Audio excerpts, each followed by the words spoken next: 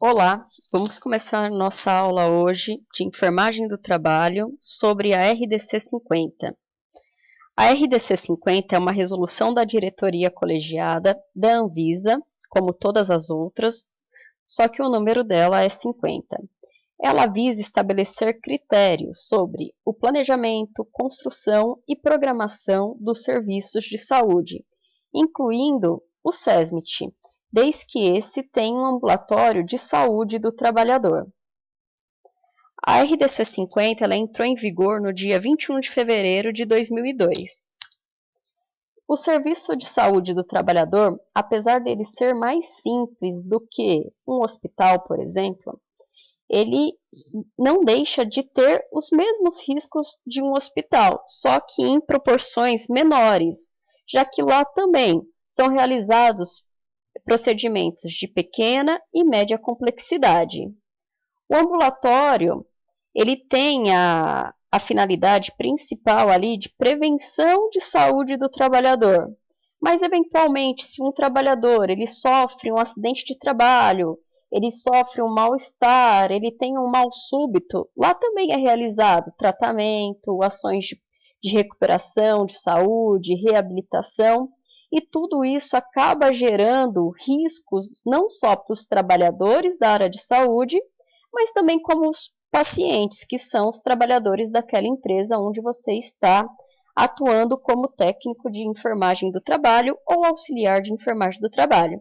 Lembrando que o objetivo principal de um serviço de saúde do trabalhador é sempre prevenção primária e, eventualmente, secundária, mas, por fim, a gente também acaba fazendo prevenção terciária, que é a recuperação desse trabalhador. Dependendo do tamanho da empresa, do porte da empresa, esse ambulatório ele pode deixar de ser simples e passar por algo mais complexo. Até mesmo algumas empresas, como a Mineração Rio do Norte, ela possui não só um ambulatório de saúde do trabalhador, mas sim um hospital. Nessa aula enviada para vocês, eu deixei um link que vai até o YouTube, onde vocês são direcionados a um vídeo que está mostrando esse hospital, que não somente atende os trabalhadores dessa empresa, Mineração Rio do Norte, mas também os seus familiares. É muito interessante de assistir para ver uma outra realidade a qual vocês futuramente possam trabalhar e também ver que o serviço de saúde nem sempre é tão simples assim. Mas até aqueles ambulatórios que fazem procedimentos de baixa e média complexidade, ainda assim eles têm que atender os critérios estabelecidos para o planejamento, programação, elaboração e avaliação do seu projeto físico, pois é um serviço aí diferenciado de um simples escritório de advocacia. Gera muito mais riscos. Não que o escritório de advocacia não seja importante, é importante, mas não gera um risco biológico, químico, que um ambulatório ou então um hospital ele acaba gerando. A RDC 50, ela principalmente visa estabelecer critérios de construção dos estabelecimentos de saúde do trabalhador, não só de saúde do trabalhador, mas todos os estabelecimentos de saúde.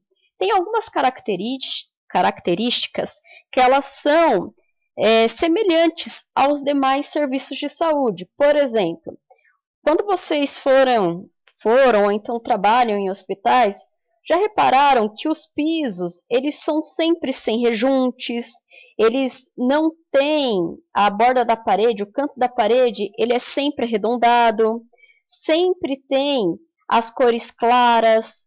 Por quê? Porque o hospital ele quer assim? Não, é porque existe uma resolução que determina que a construção e o planejamento desse serviço de saúde seja assim. O ambulatório de uma empresa, ele é um pouquinho diferenciado do que um hospital. Por quê? O hospital, ele já é um serviço que prevê atendimento à saúde. A empresa, muitas vezes, não. Por exemplo, uma faculdade, uma escola de grande porte, a atividade fim dela não é saúde. A atividade fim dela é educação. Mas se existir um SESMIT, se existir um ambulatório ali, ele tem uma só parte daquele estabelecimento, ele é destinado à saúde. Por isso que o ambulatório, sempre que ele for construído, como vocês podem ver aqui nesse slide, ele tem que ser de fácil acesso para todos os trabalhadores. E ele também tem que ter a facilidade de acessar as vias públicas, porque eventualmente pode ter entrada e saída de ambulâncias. Tanto aquelas ambulâncias particulares que a empresa ela foi lá e fez um convênio, ou então a própria ambulância do SAMU, que vem pegar aquele trabalhador para que ele tenha um tratamento de alta complexidade, um tratamento definitivo, algo que dificilmente ele vai ter ali na empresa, já que a gente presta, na maior parte das vezes, um serviço de baixa a média complexidade.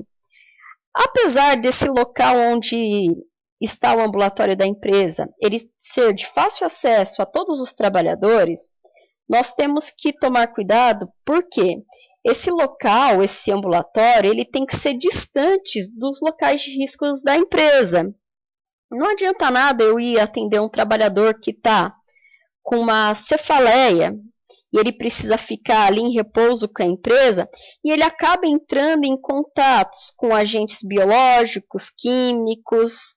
Por exemplo, se vocês trabalham em um depósito de material de construção, aí eu vou ali pegar e fazer o atendimento desse trabalhador. Só que esse depósito de material de construção, o ambulatório ele fica logo do lado onde fica um saco de cimento. Esse trabalhador ele foi com um problema teoricamente simples, uma dor de cabeça. E ele vai acabar saindo com um problema mais grave, uma alergia, né, uma rinite, ou então, dependendo do tempo que ele ficar exposto àquele cimento, e é o amianto que faz parte da composição do cimento, esse colaborador ele pode desencadear uma fibrose pulmonar, uma asbestose, doenças respiratórias extremamente graves. Então, todo o ambulatório de saúde do trabalhador ele tem que ser construído em locais que não tenham acesso a risco físico, químico e biológico, além de preservar também a segurança desse trabalhador. Então, nesse ambulatório tem que ter um sistema para prevenção de incêndio, como estabelece a NR23 e o Corpo de Bombeiro. Como eu falei anteriormente, ele tem que ser um local que não seja manuseado produtos com odores fortes, produtos tóxicos, com riscos de incêndio e explosão. E lembrando também que ele não pode ser próximo de risco em locais que tenham risco físico. Imagina, esse mesmo colaborador que ele foi ali ser atendido por conta de uma cefaleia.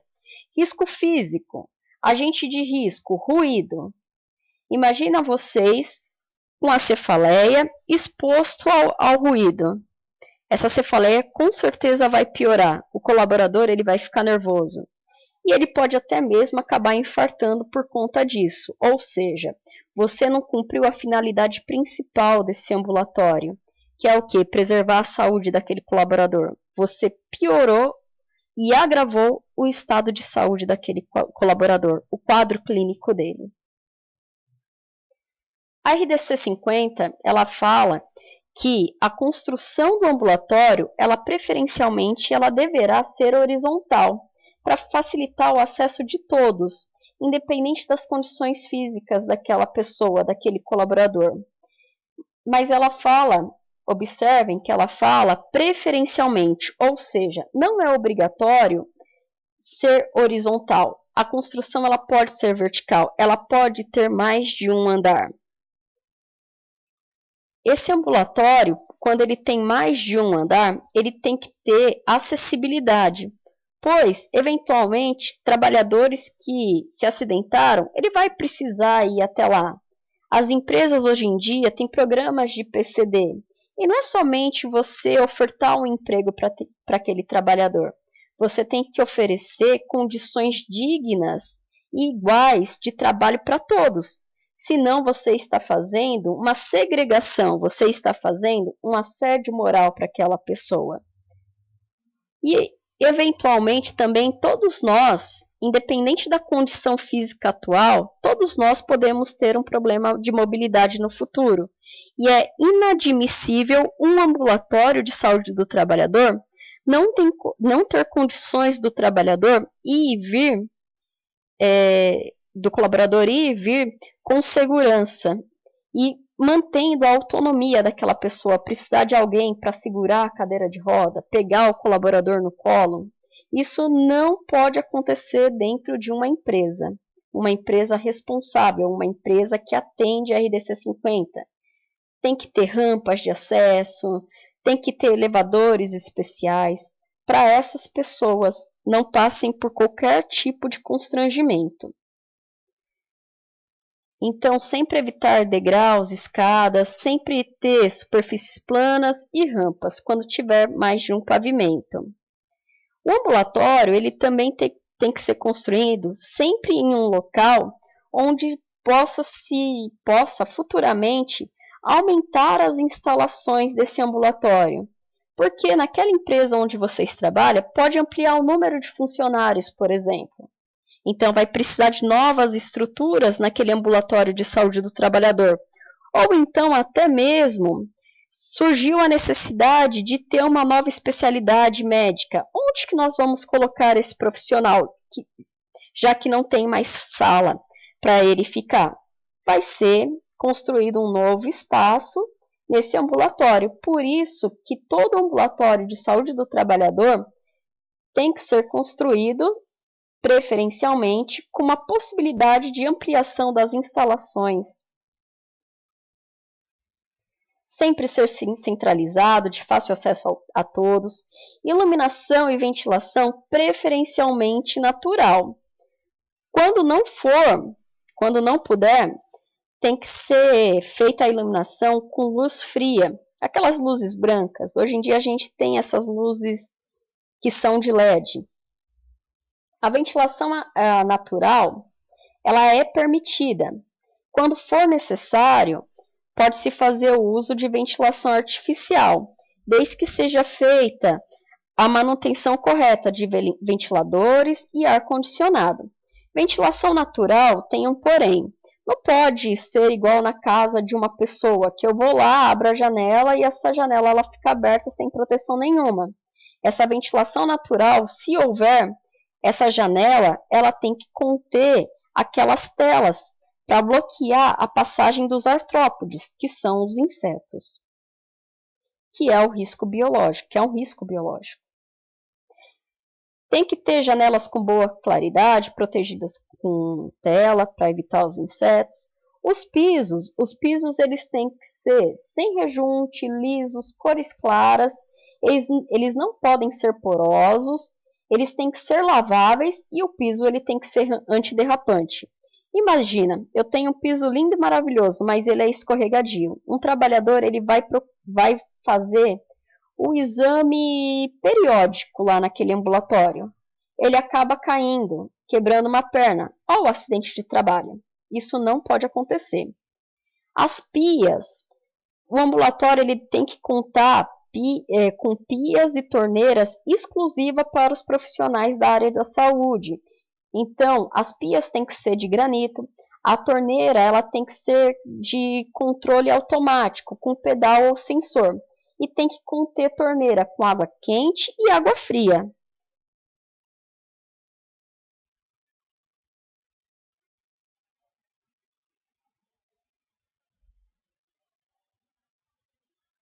As instalações do sistema elétrico e hidráulico têm que seguir tem RDCs específicas para o sistema elétrico e hidráulico.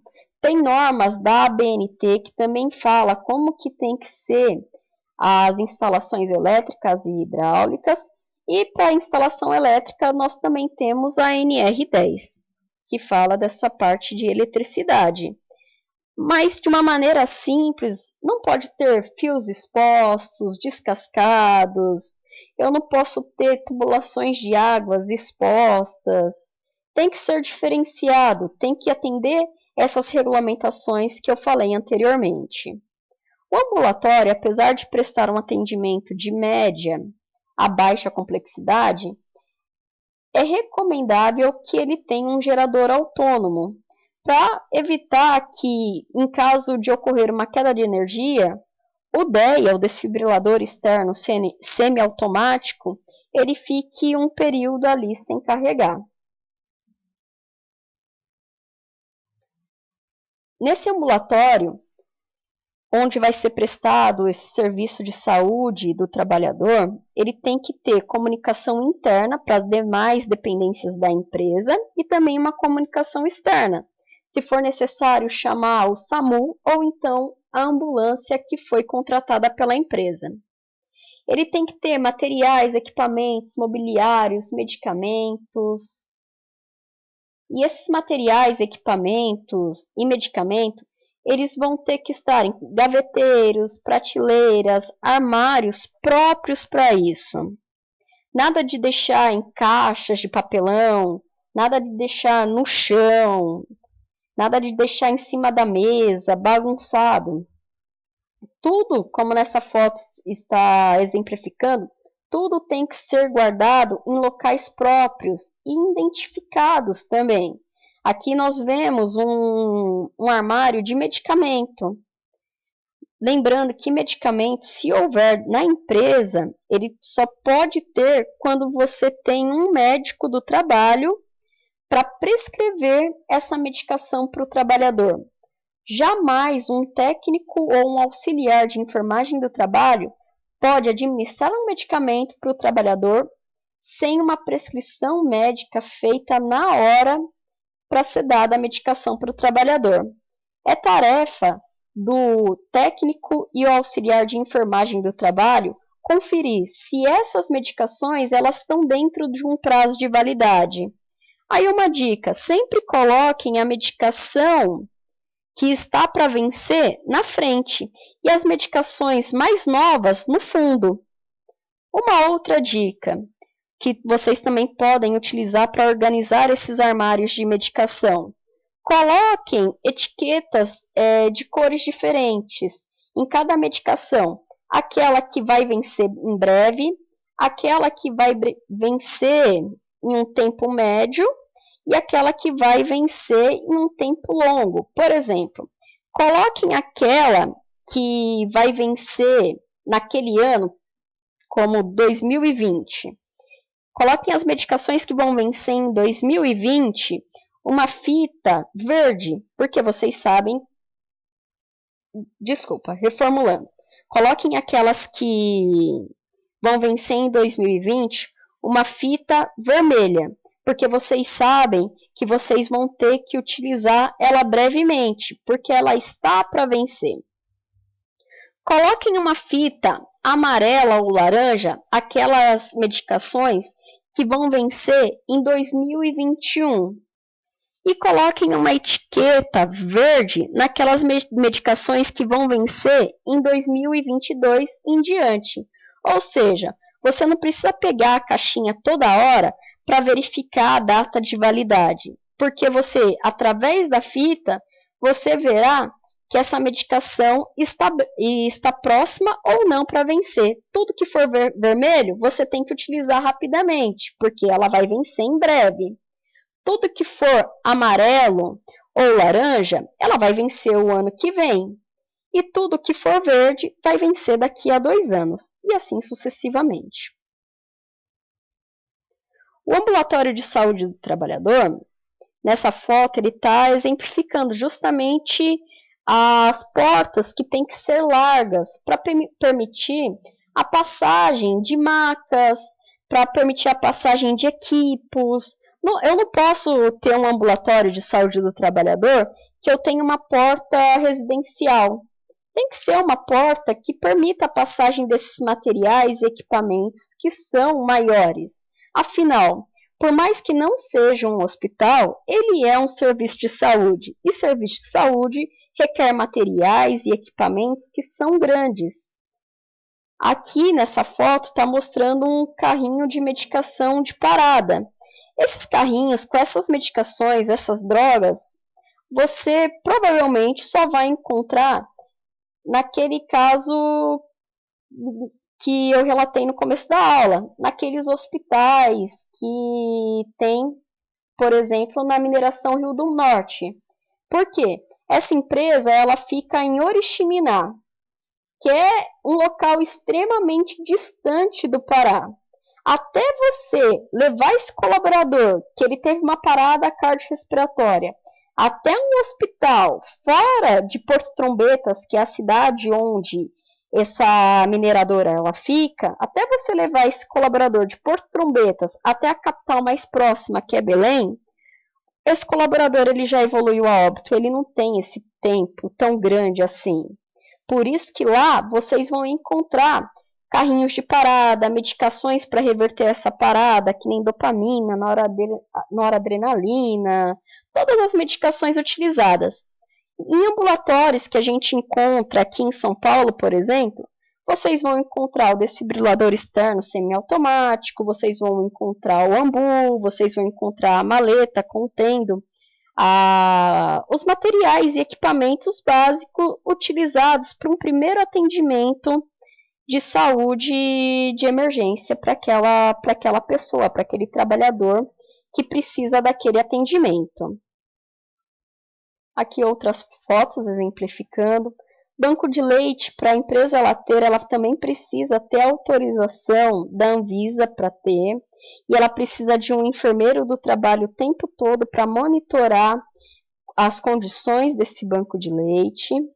Tem muitas empresas que têm, em sua maioria mulheres, elas acabam fazendo esse banco de leite para evitar que a mãe ela tenha que improvisar um local para fazer ordenha, para pegar aquele leite para ela poder levar para os filhos dela depois que terminou aquele período de licença maternidade. É uma estratégia que envolve a humanização e o bem-estar do funcionário. Lembrando que nós não queremos somente que o funcionário ele não sofra acidente. A gente quer isso, e muito, mas a gente quer principalmente o bem-estar físico, sócio, mental e espiritual desse trabalhador. Então, nós temos que ver esse trabalhador como um todo. Então, uma mãe que acabou de ter um filho, e ela está ali com o seio com leite, além dela ter a dor, ela vai fazer ordenha em um local improvisado, como um banheiro, por exemplo. Ela vai contaminar aquele leite que poderia ser dado para o filho dela, que é o alimento mais completo para aquela criança num período de 6 meses. Isso daí motiva demais os trabalhadores, essas ações, esses diferenciais. Isso não é um custo, isso daí é um investimento. Outras fotos para exemplificar. Aqui, iluminação natural.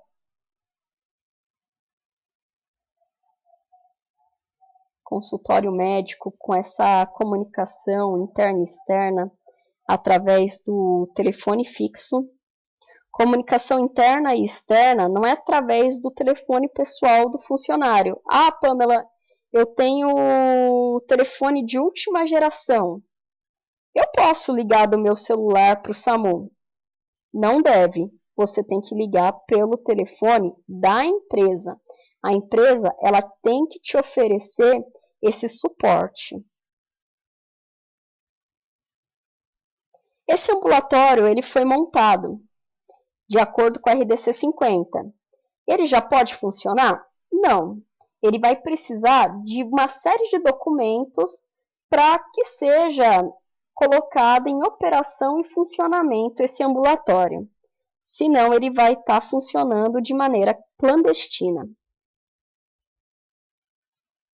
O primeiro registro que não existe uma ordem, não existe uma sequência de documentos, mas o primeiro que eu vou falar para vocês é o registro de ambulatório médico patronal.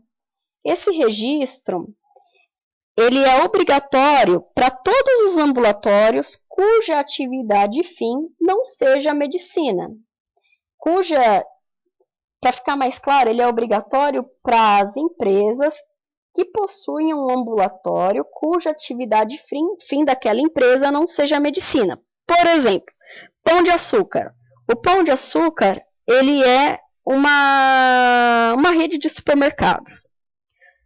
Mercado. A atividade fim é comércio de alimento. Quando que eu, Pamela, se eu não sou um profissional da área de saúde do trabalhador, eu vou imaginar que ali existe um ambulatório que são feitas as práticas de medicina, que são feitas práticas de saúde. A maior parte das pessoas não pensam que existe ali um ambulatório. Por isso é importante, na realidade não é importante, é obrigatório, que todas as empresas que a atividade fim não é medicina, mas mesmo assim elas possuem um ambulatório de saúde do trabalhador, elas têm que entrar em contato com o CREMESP para fazer esse certificado da inscrição da empresa, fazer esse registro de ambulatório médico patronal. Quem que vai entrar em contato com o CREMESP? O médico do trabalho, coordenador daquele ambulatório. Esse registro de ambulatório médico patronal, ele não precisa ser revalidado. Ele é uma única vez que a empresa ela faz esse registro. Certificado de responsabilidade técnica, o RT. Existe o certificado de responsabilidade técnica do médico e o certificado de responsabilidade técnica do enfermeiro. O certificado de responsabilidade técnica do médico, ele é expedido pelo CREMESP, pelo CRM do estado do estado do médico, né? Dependendo do estado, vai ter um CRM, vai ter o seu CRM, que nem aqui em São Paulo é o CREMESP. Então, o médico do trabalho responsável, coordenador daquele ambulatório, ele tem que entrar em contato com o CRM. Isso daí todo o processo ele pode ser feito online. Ou então, se ele preferir, ele pode ir presencialmente até o CREMESP.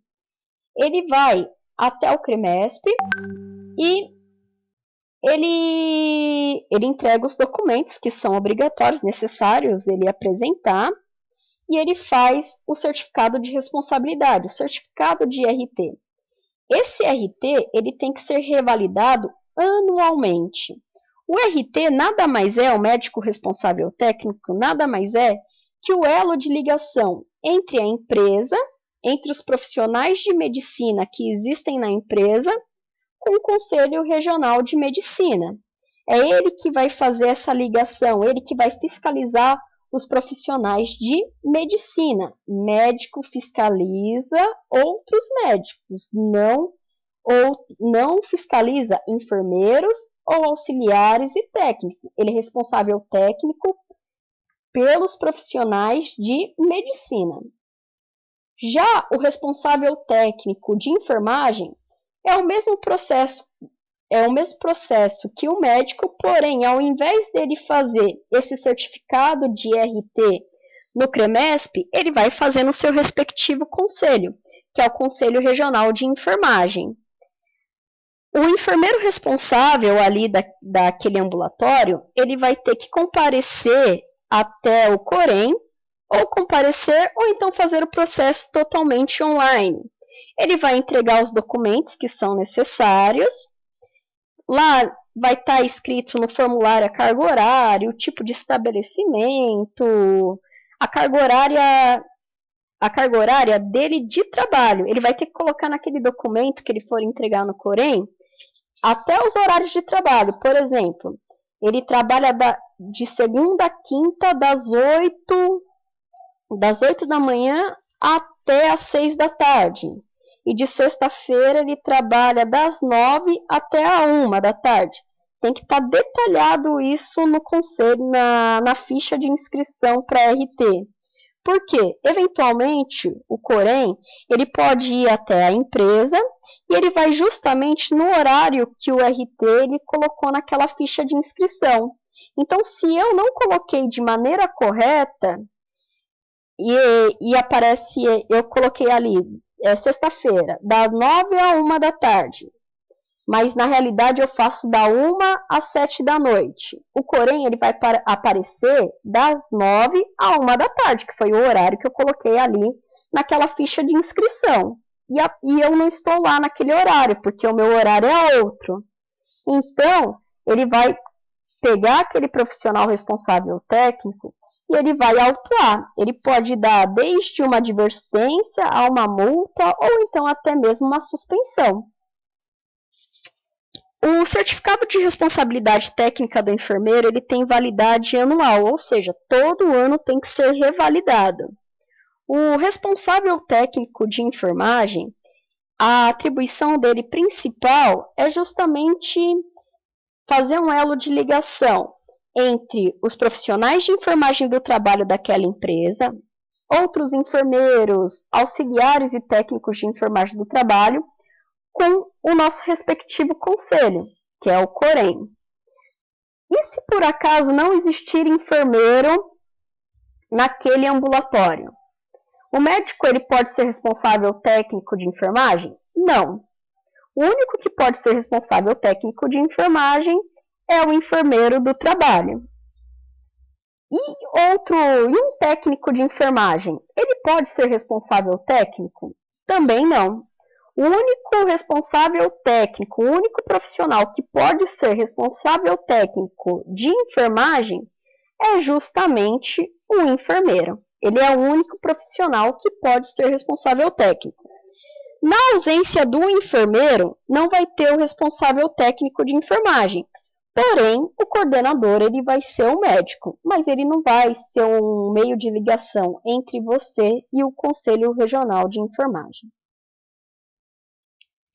A licença de autorização e funcionamento da Anvisa. Essa licença, assim que o ambulatório ele for entrar em funcionamento, a empresa ela já tem que entrar com requerimento para a Anvisa ela dar essa autorização de funcionamento. O que eles vão observar no ambulatório de saúde do trabalhador? Eu enfatizei bastante, porque aqui nós estamos falando de saúde do trabalhador, ambulatório de saúde do trabalhador. A gente não está falando de clínicas, nós não estamos falando de hospitais, de centros de vacina, nós estamos falando de um ambulatório de saúde do trabalhador. O que ele vai fiscalizar nesse ambulatório?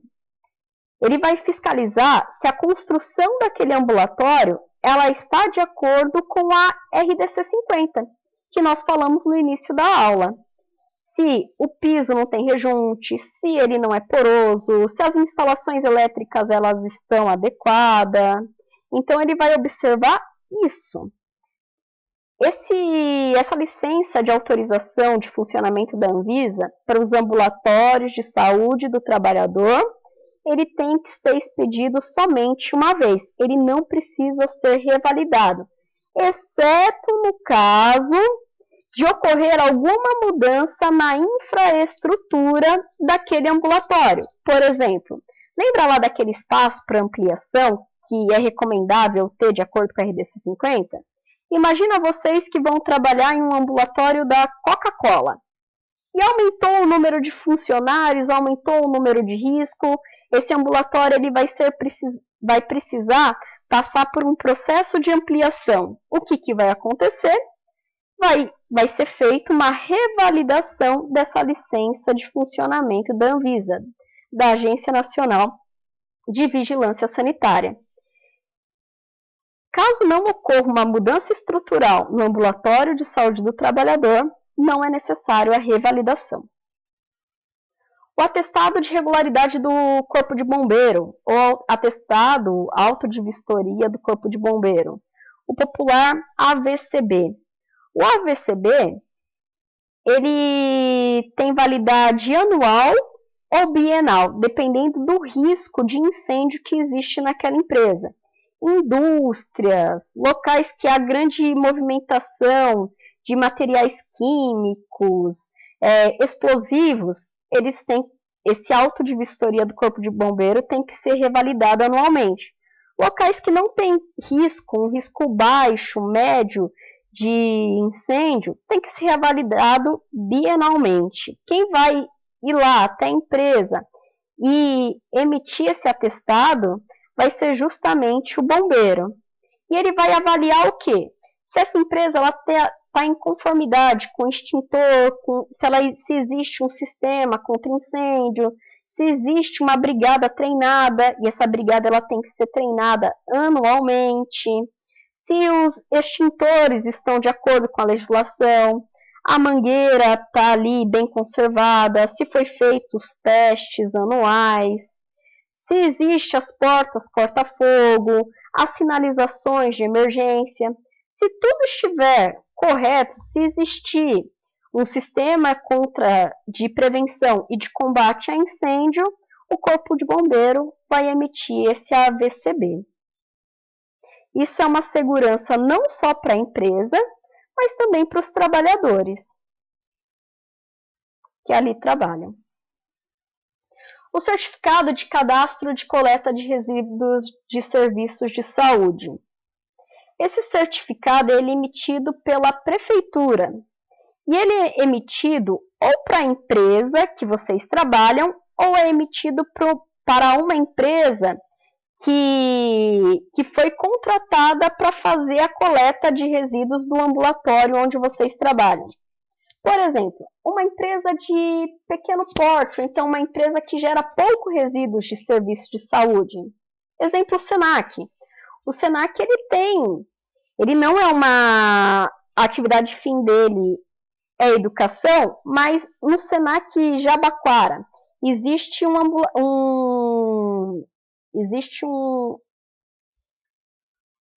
laboratório de química, e lá tem produtos químicos, lá tem produtos biológicos, e aquilo ali não pode ser feita destinação junto com o resíduo comum. Esse laboratório de química, ele faz a coleta de resíduos seguindo a RDC 222, que é a resolução da diretoria colegiada número 222, também da Anvisa, que fala sobre o PGRSS, que é o Plano de Gerenciamento de Resíduos de Serviços de Saúde.